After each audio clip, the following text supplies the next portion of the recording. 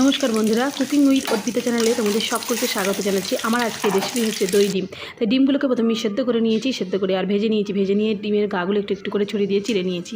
ওই ডিম ভাজার তেলেতেই আমি একটা শুকনো লঙ্কা ফোড়ন দিয়ে দিলাম, আর তারপর আমি এতে একটা পেঁয়াজ কুচি, 1.5 ইঞ্চি আদা কুচি, আর রসুনের কোয়া 10টা কোয়া কুচি, আর দিয়ে দিলাম 2টো কাঁচা লঙ্কা মাঝখান থেকে চিড়ে। লঙ্কাটা আপনারা আপনাদের স্বাদ মতো দেবেন। ভালো করে নিড়ে ভেজে নিলাম। তারপরে এখানে গুঁড়ো মশলা দিয়ে দিলাম। এতে শুকনো লঙ্কার গুঁড়ো মানে কাশ্মীরি মির্চ লঙ্কা গুঁড়ো আছে 1 টিস্পুন, হলুদ গুঁড়ো 1 টিস্পুন, জিরে গুঁড়ো 1/2 টিস্পুন, আর লবণ স্বাদ মতো দিয়ে ভালো করে মশলাটাকে সুন্দর করে কষে নিলাম। সুন্দর করে কষে যখন তেলের উপরে ভেসে উঠবে তখনই দইটা 3 টেবিল চামচ দই একটা পাত্রে ফেটিয়ে ভালো করে এই দইটা দিয়ে দেবো।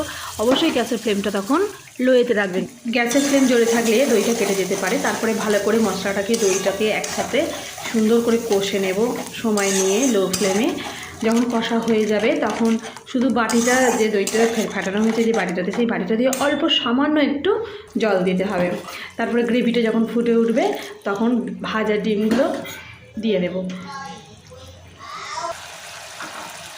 গ্রেভি ফুটে উঠেছে, এবার ভাজা ডিমগুলো দিয়ে দিলাম।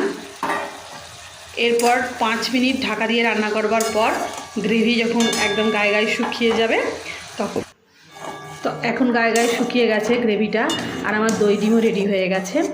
আজকের রেসিপিটি যদি আপনাদের ভালো লেগে থাকে তাহলে অবশ্যই আমার চ্যানেলটিকে সাবস্ক্রাইব করে দিয়ে পাশে থাকবেন।